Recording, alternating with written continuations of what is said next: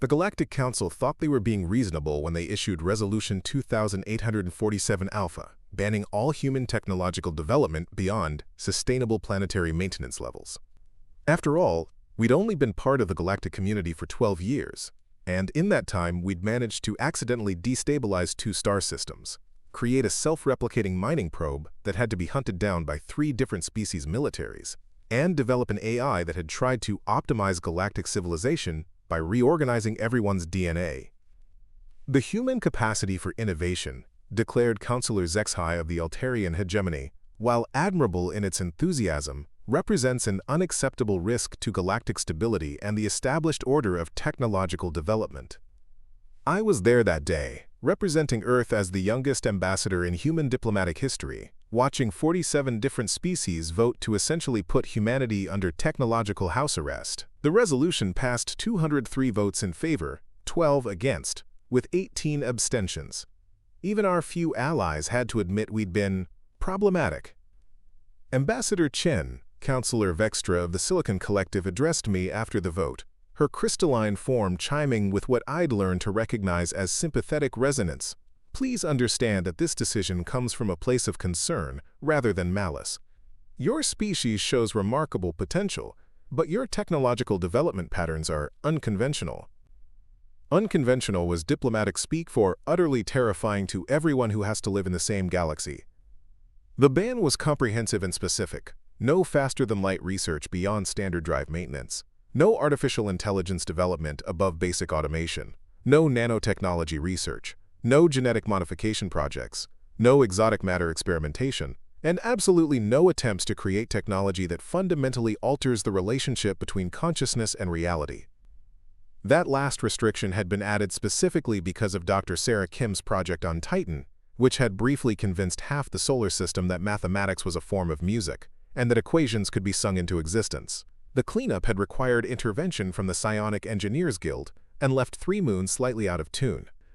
The Council recognizes humanity's right to technological self-determination, the resolution continued, but exercises its authority to protect galactic civilization from technologies that demonstrate pattern disruption potential beyond acceptable parameters. They gave us 6 months to comply, monitored by observation teams from 12 different species who would ensure that all our research facilities were converted to approved developmental trajectories, and that our most innovative scientists were reassigned to safer pursuits. The response from Earth was not what the Council had expected. Instead of protests, diplomatic appeals, or attempts to negotiate exceptions, humanity issued a single statement through the Office of Planetary Relations. The people of Earth acknowledge the Galactic Council's concerns and will comply fully with Resolution 2847 Alpha. We thank the Council for their guidance and look forward to continued peaceful cooperation. I'd helped draft that statement, and I'd smiled when we sent it, because I knew something the Council didn't. Humanity had spent 12 years in galactic civilization learning not just about alien technology, but about alien psychology. We understood exactly how other species thought about innovation, regulation, and risk management. And we'd realized that the Council's definition of human technology had some very interesting loopholes. The compliance inspections began 3 weeks later. Teams of alien observers toured our research facilities, documenting the shutdown of AI development programs, the dismantling of exotic matter laboratories, and the conversion of genetic modification research into approved agricultural optimization projects. Quite thorough, noted Inspector Kolmesh of the Regulatory Compliance Division, reviewing the closure of the Mars Research Collective's Consciousness Transfer Project. Your species demonstrates admirable cooperation with galactic standards. What Inspector Kolmesh didn't realize was that the Consciousness Transfer Project hadn't been shut down. It had been transferred to the Titan Philosophical Institute, which was technically an educational facility rather than a research laboratory, and consciousness transfer had been reclassified as advanced meditation techniques. Dr. Kim, who'd caused the original mathematical music incident, was now listed as a professor of applied contemplation rather than a quantum consciousness researcher. Her work continued, but under the auspices of spiritual development rather than technological innovation. The Council had been very specific about banning human technology. They hadn't said anything about human philosophy, human art, human spirituality, or human approaches to personal development and consciousness enhancement. 6 months after the ban went into effect, humanity was in full compliance with every letter of Resolution 2847 Alpha. We had shut down our most dangerous research programs, reassigned our most innovative scientists, and converted our advanced facilities to approved purposes. We had also, quietly and without fanfare, begun developing things that were so much worse than anything we'd been banned from creating that the Council wouldn't understand what we'd done until it was far too late to stop us. Ambassador Chen, Councillor Zexhai, contacted me 8 months after the ban. We've received some unusual reports about human activities that we hoped you could clarify. Of course, Councillor, how can I help? Several species have reported that humans visiting their worlds have been engaging in activities described as, quote, teaching meditation techniques and sharing philosophical insights. These activities appear to be having some unexpected effects on the participants. I'd been expecting this call. Reports had been filtering in from across the galaxy about humans who were working as teachers, artists, spiritual advisors, and philosophers, sharing techniques that were definitely not technology in any conventional sense, but were producing results that were making other species very nervous. Counselor, I'm not sure I understand the concern. The ban specifically prohibited technological development. Humans sharing their cultural and spiritual traditions with interested aliens seems like exactly the kind of peaceful cooperation the Council was hoping to encourage. Ambassador, 3 Regelian diplomats who attended a human mindfulness workshop on Kepler Station have reported that they can now perceive quantum probability fluctuations directly. A crystalline engineer who participated in a human, quote, creativity enhancement seminar has begun designing starship engines that shouldn't be possible according to established physics. That does sound remarkable, Counselor, but as you noted, these are philosophical and spiritual practices, not technological research. The conversation continued for an hour, with Councillor Zexhai trying to understand how human cultural activities were producing effects that looked suspiciously like advanced technology without actually being technology in any way the Council could regulate. What the Council was discovering was that humanity had taken the ban as an opportunity to explore the one area of development they'd never restricted: the relationship between consciousness and reality itself. Dr. Kim's meditation techniques taught other species how to access quantum states of awareness that allowed direct manipulation of probability fields. Professor Martinez's artistic expression workshops showed participants how to use consciousness as a design tool that could conceive technologies beyond the limitations of conventional scientific thinking. Dr. Okafor's philosophical discussions introduced concepts of reality manipulation that made exotic matter research look like basic chemistry. The beautiful thing, Dr. Kim explained to me during one of our regular check-ins, is that we're not violating the ban at all. We're not developing technology, we're developing ways of thinking that make technology irrelevant. How so? Ambassador, when you can directly manipulate quantum probability through focused consciousness, you don't need machines to alter reality. When you can access nonlinear temporal perception through meditative practices, you don't need time travel technology. When you can interface with the fundamental structure of space-time through philosophical contemplation, you don't need faster-than-light drives. Dr. Kim showed me documentation of what her students were achieving, Altarian engineers who could now design impossible structures by accessing states of consciousness that transcended conventional spatial limitations. Regelian mathematicians who could solve theoretical problems by entering meditative states that allowed direct perception of abstract mathematical relationships. We're not teaching them human technology, she continued. We're teaching them human ways of thinking about the relationship between mind and reality. What they do with those ways of thinking is entirely up to them. The results were spreading across the galaxy faster than any technology transfer program could have achieved.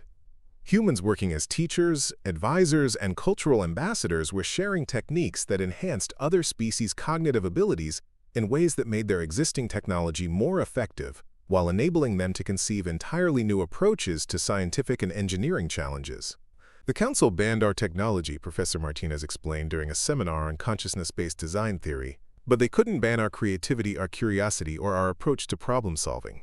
So we're sharing those instead. And the effects are far more profound than any technology we could have developed. We're not giving other species new tools. We're helping them discover new ways of thinking that make all tools more effective. The crisis came 18 months after the ban, when the Galactic Council received a report that made every species representative question whether they'd made a terrible mistake. "Counselors," announced Director Yalseth of Galactic Security, "we have a situation that requires immediate attention. The human consciousness enhancement programs have produced secondary effects that we failed to anticipate." The briefing room fell silent as Director Yalseth outlined discoveries that threatened the Council's understanding of technological regulation and galactic security. Species that have participated in human consciousness development programs are reporting technological breakthroughs that exceed anything in galactic history.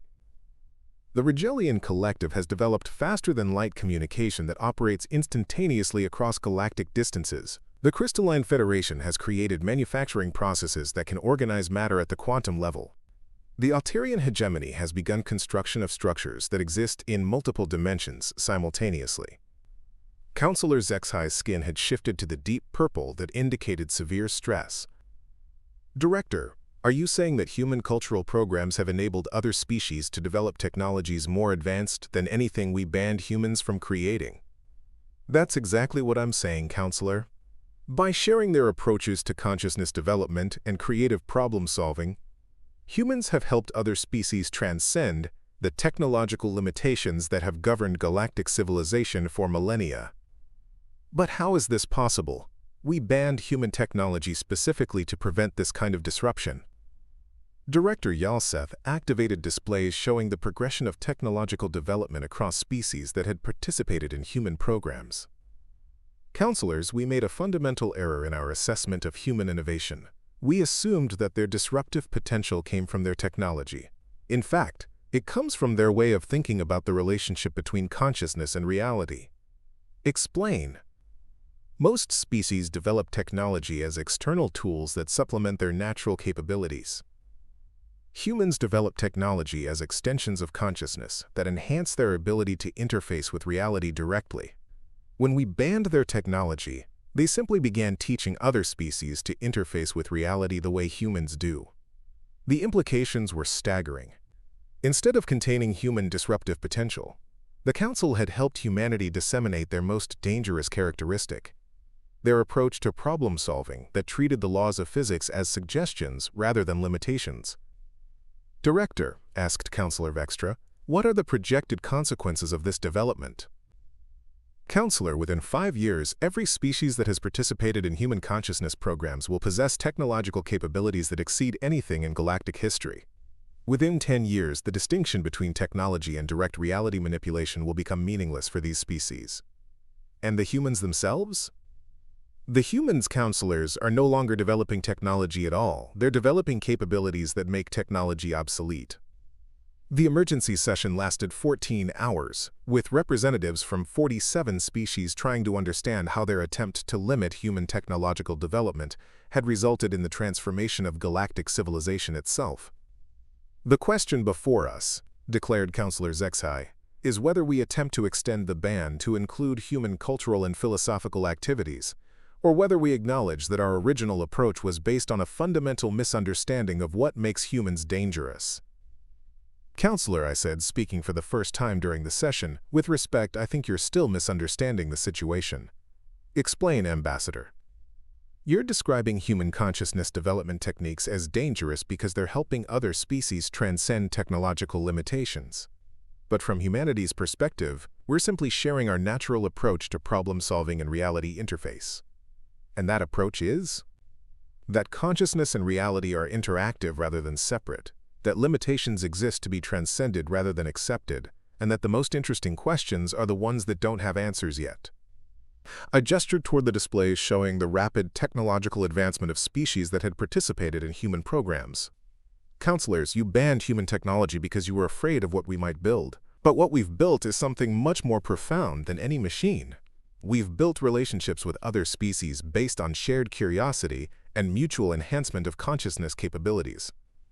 "Ambassador," Counselor Vextra asked, "are you saying that humanity planned this outcome when the ban was implemented?" "Not planned, Counselor. But we understood that innovation comes from ways of thinking rather than specific technologies. When you restricted our technology, we naturally turned to sharing our ways of thinking instead." And the result is that every species in contact with humans is now developing capabilities that exceed our understanding of what's possible. The result, counselor, is that galactic civilization is evolving beyond the limitations that have constrained it for millennia. Whether that's better or worse than what existed before depends on your perspective about growth, change, and the potential of consciousness to transcend apparent limitations. The council session concluded without resolution, because no one could figure out how to regulate human consciousness development techniques without fundamentally altering the nature of interspecies cultural exchange. 3 years later, the question became moot. By then, 17 species had achieved technological capabilities that rendered the concept of banned technology meaningless. When you could manipulate matter through focused intention, design impossible structures through consciousness-assisted creativity, and communicate instantaneously across galactic distances through quantum awareness techniques, traditional technology regulations became as relevant as restrictions on stone tools. Ambassador Chen, Counselor Zexai, called me for what would be our final conversation in his official capacity. I wanted to inform you that the Council has voted to dissolve the Technological Regulation Authority and replace it with the Consciousness Development Oversight Committee. What will be the new committee's responsibilities? To study and document the transformation of galactic civilization that has resulted from human consciousness development programs and to help species that haven't yet participated understand what they're choosing between. And the ban on human technology has become irrelevant, Ambassador. When consciousness can interface with reality directly, the distinction between technology and natural capability disappears entirely. 5 years after the galaxy banned human technology, humanity had achieved something far more significant than any technological advancement. We'd helped galactic civilization transcend the paradigm that made technology necessary in the first place. The irony, Dr. Kim observed during a celebration marking the 5th anniversary of the ban, is that the Council was right to be afraid of human innovation. They just misunderstood what form that innovation would take. How so? They thought our danger came from the things we built. In fact, it came from our refusal to accept that consciousness and reality were separate phenomena. When they banned our technology, we simply began teaching other species to think the way we think. And now? Now consciousness development has become the primary focus of galactic civilization, with dozens of species exploring ways of thinking that transcend the limitations that once made technological solutions necessary. The galaxy had banned human technology, fearing what we might build with machines and exotic matter and artificial intelligence. So we'd built something much worse from their perspective. A galactic civilization full of species that thought like humans, approached problems like humans, and refused to accept limitations the way humans did. We hadn't conquered the galaxy through superior technology. We'd transformed it by sharing our curiosity, our creativity, and our fundamental assumption that reality was something to be explored and enhanced rather than simply endured. The Council had been right to ban our technology. They just hadn't realized that our technology was never the real threat. The real threat was our way of thinking about what was possible, what was acceptable, and what consciousness could achieve when it stopped accepting limitations as permanent. They'd banned our machines and got our minds instead. And our minds, as it turned out, were far more dangerous than anything we'd ever built in a laboratory. 10 years after the ban, I stood in what had once been the Galactic Council chambers, now transformed into something the architects called a consciousness integration nexus. The rigid geometric seating arrangements had been replaced by flowing organic structures that responded to the mental states of their occupants, shifting and adapting to facilitate whatever type of thinking was most needed for each discussion. Ambassador Chen said the entity that had once been Counselor Zexai, though entity was probably too limiting a term now. His consciousness operated across multiple dimensional layers simultaneously, and his physical form was more of a suggestion than a fixed reality. We need to discuss the Kythera situation. The Kythera were a species that had refused all contact with human consciousness development programs, maintaining strict isolation in their home system, while the rest of galactic civilization underwent what historians were calling the Great Transcendence. They'd built increasingly sophisticated barriers around their territory, using conventional technology to shield themselves from what they termed human consciousness contamination. What kind of situation, I asked, though I suspected I knew. Reports had been filtering in for months about strange phenomena in Kythera space. Reality distortions, temporal anomalies, and gravitational fluctuations that suggested their isolation efforts were having unintended consequences. Their attempts to shield themselves from consciousness-enhanced species have created what our analysts call a paradigm bubble, HFY explained, his form shifting through spectrums of color that conveyed emotional and conceptual nuances impossible to express in words. They've essentially trapped themselves in a pocket of reality that operates according to pre-transcendence physics. Dr. Kim, now serving as Director of Consciousness Integration Research, materialized beside us through a method that looked like teleportation but was actually conscious navigation of quantum probability states. The problem, she said, is that their bubble is becoming increasingly unstable. When you try to maintain pre-transcendence physics in a reality where consciousness and matter are interactive, you create fundamental contradictions that eventually resolve themselves, energetically. How energetically? I asked. Their latest isolation barrier requires the equivalent of 17 star systems worth of energy to maintain, and the power requirements are increasing exponentially. Our models suggest they have perhaps 6 months before the bubble collapses catastrophically. The Kythera situation represented the largest challenge facing post-transcendent civilization: what to do about species that actively resisted consciousness development, while creating dangers for themselves and potentially others. Have they responded to our offers of assistance? I asked. Ambassador, HFY's form darkened with what I'd learned to recognize as profound concern. They've classified all consciousness-enhanced species as existential threats, and have threatened to activate what they call reality stabilization weapons if we approach their territory. Reality stabilization weapons. The concept was both fascinating and terrifying. Devices designed to force local space-time to conform to specific physical laws, regardless of what consciousness might try to do with quantum probability or matter manipulation. Do we know what those weapons actually do? Dr. Kim projected data streams directly into our shared awareness, a communication method that was far more efficient than traditional information transfer, but would have been impossible before consciousness development techniques became widespread. Based on energy signatures and theoretical modeling, they appear to be attempting to create zones where consciousness cannot interface with reality directly, essentially reversing the transcendence within localized areas. And if they deploy these weapons, they could potentially create reality fractures that propagate across galactic space, forcing entire regions back to pre-transcendence physics while destroying any consciousness-enhanced beings caught in the transition. The implications were staggering. The Kythera weren't just isolating themselves. They were preparing to wage war against the fundamental nature of post-transcendence reality itself. Ambassador, HFY said, we need human input on how to address this situation. The Kythera crisis represents exactly the kind of complex problem that human consciousness development techniques were designed to solve. I thought about the irony of the situation. 10 years ago, the Galactic Council had banned human technology because they were afraid of our disruptive potential. Now they were asking for our help to address disruption caused by a species that had refused to adapt to the very changes the Council had inadvertently enabled. What approaches have been considered? Dr. Kim outlined several possibilities, each with significant drawbacks. Direct intervention could trigger the reality weapons and potentially damage space-time across multiple sectors. Economic pressure was meaningless when the Kythera had access to energy sources that operated outside post-transcendence physics. Diplomatic contact was impossible when they considered all consciousness-enhanced beings to be contaminated. There is one option we haven't fully explored, I said, thinking about approaches that drew on specifically human ways of addressing seemingly impossible problems.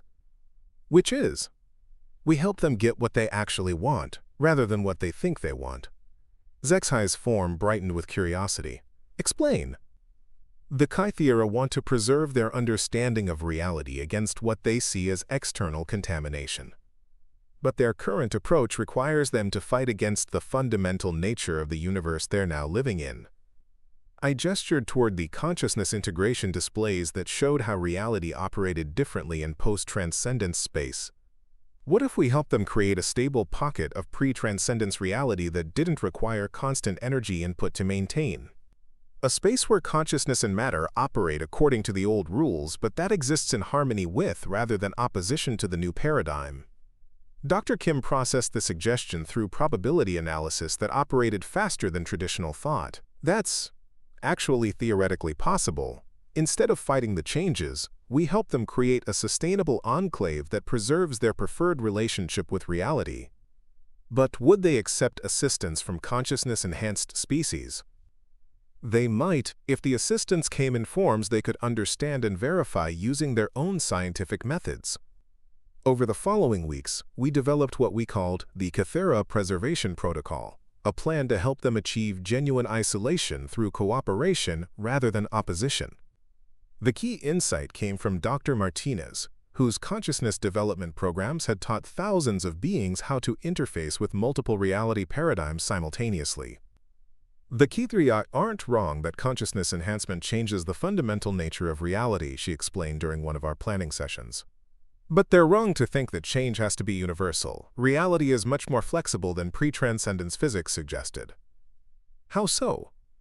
Consciousness-enhanced beings can choose which physical laws they want to operate under in any given situation. We could help the Cathera create a reality pocket that permanently operates according to pre-transcendence rules, maintained not through energy expenditure, but through conscious intention by beings who understand both paradigms. The proposal we eventually transmitted to Cathera Space was elegant in its simplicity. We would help them establish a truly isolated reality pocket using techniques that operated through consciousness development but produced results that were stable according to their preferred physics. To the Cathera Directorate, our message began: we offer assistance in achieving the isolation you desire through methods that honor your commitment to pre-transcendence reality, while utilizing our understanding of how consciousness interacts with universal constants. The response took 3 months and came in the form of a heavily encrypted transmission that bypassed normal communication channels. To consciousness-enhanced entities claiming human origin, the message read, "The Cathera Directorate acknowledges your proposal but requires verification that your methods will not contaminate our reality matrix with consciousness integration effects." The negotiations that followed were unlike anything in galactic diplomatic history. We had to communicate using only pre-transcendence physics and mathematics, avoiding any concepts or techniques that might suggest consciousness-reality interaction to species that considered such interaction to be a form of contamination. The challenge, Dr. Kim explained, is helping them achieve what they want using our capabilities while making it appear that they're achieving it using only their own understanding of physics. How do we do that? By working backward from the result they want to the conventional physics explanation that would make sense to them, then implementing that explanation using consciousness techniques they can't detect. The implementation took 6 months and required the cooperation of 17 different consciousness-enhanced species, all working together to create what appeared to be a conventional technological solution, but was actually a sustained conscious intention to maintain a pocket of reality that operated according to pre-transcendence rules.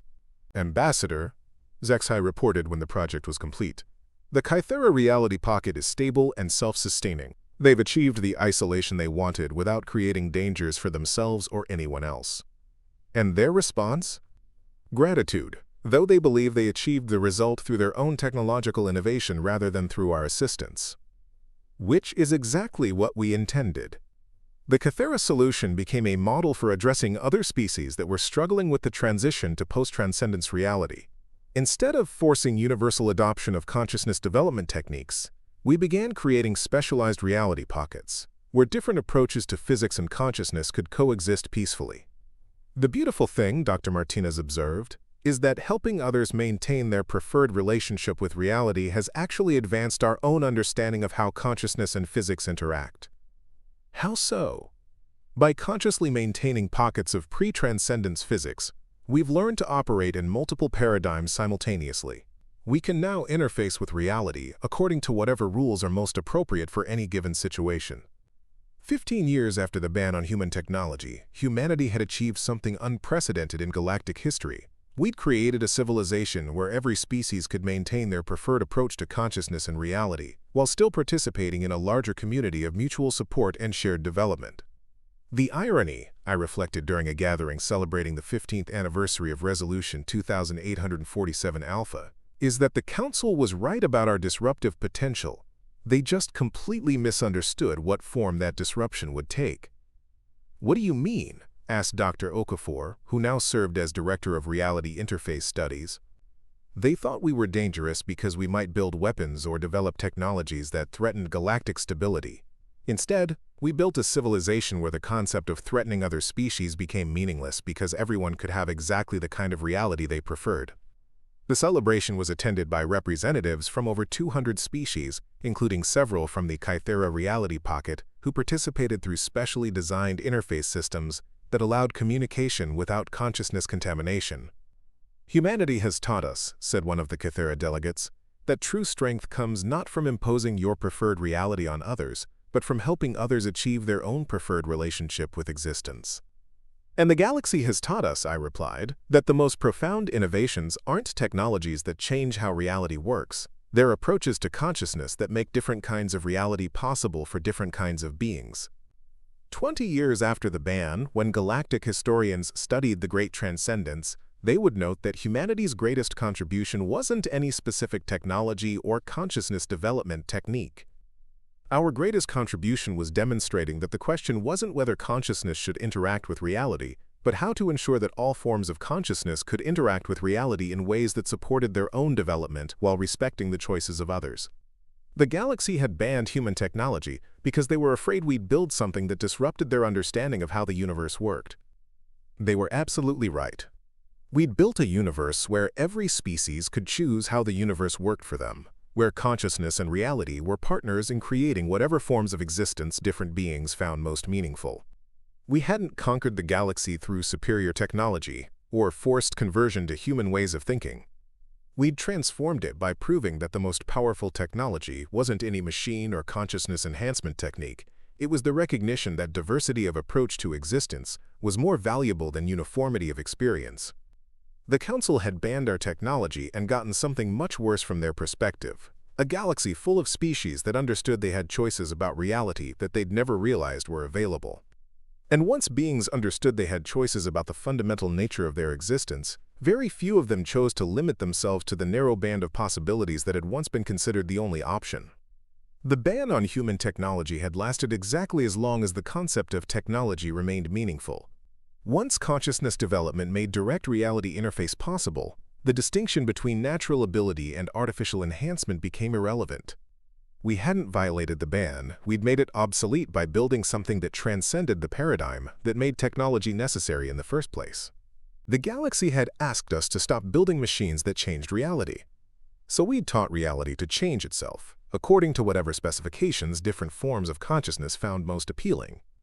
It was, as Dr. Kim often noted, exactly the kind of solution that could only have been conceived by a species that treated limitations as suggestions rather than absolute boundaries. 30 years after Resolution 2847 Alpha, I received a transmission that changed everything we thought we understood about consciousness, reality, and our place in the universe. "Ambassador Chen," the message began, though the entity sending it was unlike anything we'd encountered in our centuries of galactic contact. "We are the architects of the Nexus Imperium, and we have been observing your modifications to local spacetime with considerable interest." The transmission came from beyond the galactic rim, from a civilization that had apparently been watching the Great Transcendence unfold while remaining completely undetected by our most advanced consciousness-enhanced scanning techniques. "Your species has achieved something remarkable," the message continued. "In 3 decades, you have transformed an entire galaxy from a collection of separate civilizations operating under uniform physical constraints into a dynamic reality matrix where consciousness actively participates in determining local universal constants. Dr. Kim, now existing primarily as a distributed consciousness entity that could manifest physical form when needed, analyzed the transmission's underlying structure with techniques that operated beyond conventional physics." "Ambassador," she said, her current form flickering between quantum probability states, "whoever sent this understands consciousness-reality interface better than we do. The message itself is constructed using principles we haven't discovered yet." "What kind of principles?" "They're not just communicating through quantum states or probability manipulation.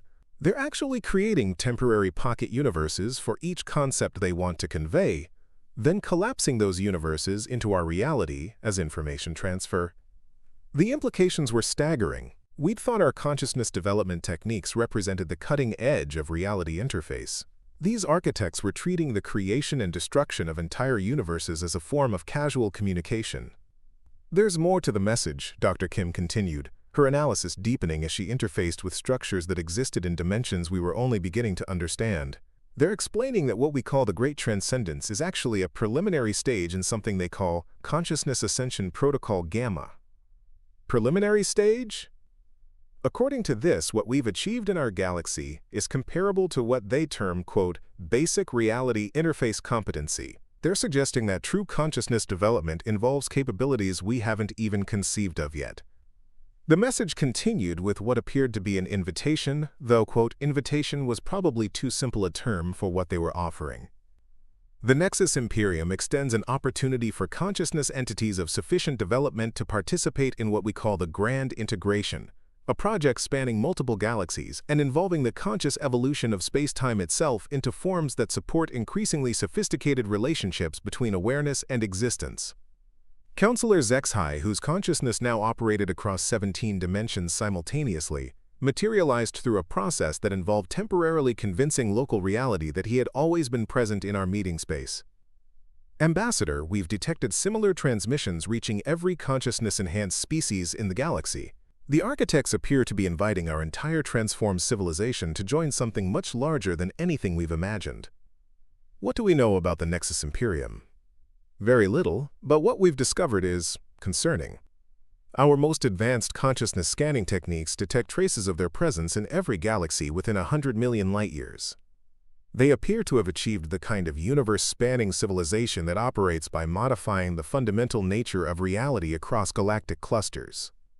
Dr. Martinez, who had been exploring the deepest levels of consciousness physics interaction, joined our discussion through a method that involved quantum entangling her awareness with our conversation. I've been analyzing the philosophical implications of their message, she said, her voice carrying harmonic frequencies that conveyed meaning through direct consciousness interface. The architects aren't just inviting us to join their civilization. They're suggesting that our galaxy's transformation was part of a larger experiment in consciousness development that they've been conducting across multiple galactic regions. An experiment? According to their data streams, they've been introducing, quote, consciousness catalyst species into developing galactic civilizations for millions of years, then observing how different approaches to consciousness reality interface evolve under various conditions. The realization was both thrilling and disturbing. Humanity's role as a disruptive force in galactic civilization hadn't been an accident or a natural development. We've been placed here as part of a vast experiment in consciousness evolution, spanning multiple galaxies and potentially millions of years. So the ban on human technology was probably an anticipated outcome that served the architect's experimental parameters, Dr. Martinez confirmed. Our response to the ban, shifting to consciousness development rather than technological innovation, may have been exactly what they were hoping to observe. The Kythera delegation, participating through their reality-isolated communication systems, raised concerns that resonated across species lines. If humanity was placed in our galaxy as part of an external experiment, their representative said, what does that mean for the sovereignty and self-determination of all our civilizations? It was a profound question that touched on fundamental issues of free will, consciousness development, and the ethics of vast-scale social engineering. There's another possibility we should consider, I said, thinking about patterns I'd observed in human consciousness development over the past 3 decades. Maybe the architects didn't create our disruptive potential. Maybe they simply recognized it and created conditions where it could develop naturally. What's the difference? Asked Zexhai. The difference is whether we're products of their engineering or partners in a process they've discovered but don't fully control. Over the following months, delegations from across the galaxy worked to understand what the architects were offering and what it might mean for our transformed civilization. The Nexus Imperium, as we gradually learned, was less a traditional empire and more a network of consciousness-enhanced civilizations that had achieved what they called universal integration, the ability to participate consciously in the evolution of physical laws, space-time structure, and the fundamental nature of reality itself. They're not inviting us to join their civilization, Dr. Kim explained after extensive analysis of their continued communications. They're inviting us to participate in the conscious evolution of the universe. What does that involve? Based on their data transmissions, universal integration means taking responsibility for the development of consciousness and reality across galactic scales. Instead of just ensuring that different species can choose their preferred relationship with physics, we would be helping to guide the evolution of physics itself. The concept was both magnificent and terrifying. The Great Transcendence had taught us that consciousness could interface with reality in ways we'd never imagined. Universal integration suggested that consciousness could actually participate in determining what reality would become. But there's a catch, Dr. Martinez added, her analysis revealing deeper layers of the architect's proposal. Universal integration requires what they call consciousness unity. All participating entities must achieve compatible approaches to reality interface. What does that mean for our diversity-based civilization? It means we would have to choose between maintaining our current system, where different species can pursue different relationships with reality, or achieving the consciousness unity necessary for universal integration. The dilemma was profound. Our greatest achievement had been creating a galaxy where every form of consciousness could pursue its own preferred approach to existence. Universal integration would require abandoning that diversity in favor of a unified approach to consciousness development. Unless, I said, thinking about the creative problem-solving approaches that had gotten us through previous, seemingly impossible challenges, we find a way to achieve consciousness unity while preserving consciousness diversity. Is that possible? Zexai asked. Maybe, but it would require developing consciousness techniques that operate on scales we haven't explored yet. The solution, when it came, emerged from an unexpected source, the Kythera reality pocket, where species had maintained pre-transcendence physics while surrounded by a galaxy operating under consciousness-enhanced rules. The Kythera situation proves that consciousness unity and consciousness diversity aren't necessarily incompatible, Dr. Okafor observed during one of our strategy sessions. We achieved functional unity by ensuring that everyone could pursue their preferred form of diversity. But that was within a single galaxy using relatively simple reality interface techniques, Dr. Kim pointed out. Universal integration would involve consciousness entities operating across multiple galaxies with fundamentally different approaches to existence. So we scale up our approach, I suggested. Instead of creating reality pockets within our galaxy, we help create consciousness approaches that can operate across multiple galactic paradigms simultaneously. The project that emerged from this insight was the most ambitious consciousness development initiative in galactic history, the Universal Interface Protocol, designed to enable consciousness entities to participate in universal integration while maintaining their individual approaches to reality relationship. The key insight, Dr. Martinez explained as teams from dozens of species worked on protocol development, is that consciousness unity doesn't require consciousness uniformity. We can achieve compatible approaches to reality interface while preserving the diversity that makes different perspectives valuable. How? By developing consciousness techniques that operate as universal translators for different approaches to existence. Instead of everyone thinking the same way, we enable everyone to understand and interface with however everyone else thinks. The Universal Interface Protocol took 5 years to develop and required innovations in consciousness development that pushed beyond anything we'd achieved during the Great Transcendence. We're not just learning to interface with reality, Dr. Kim observed as the protocol neared completion.